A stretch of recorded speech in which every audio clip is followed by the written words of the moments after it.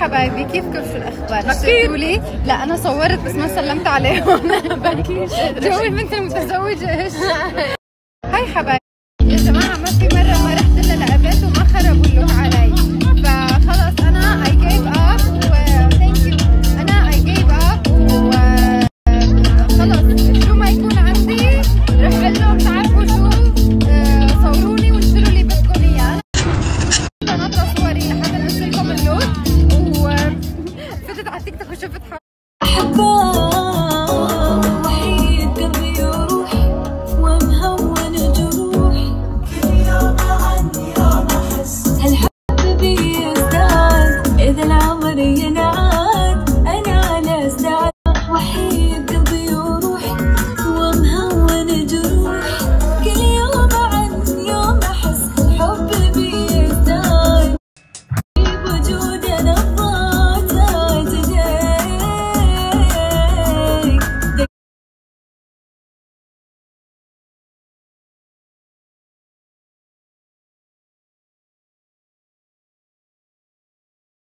Influencer of the Year award goes to Shireen Amara.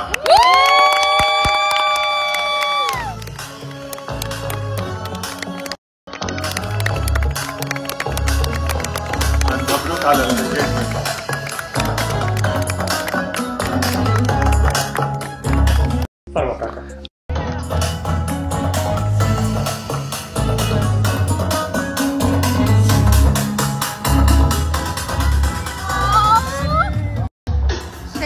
شيلا مرحبا.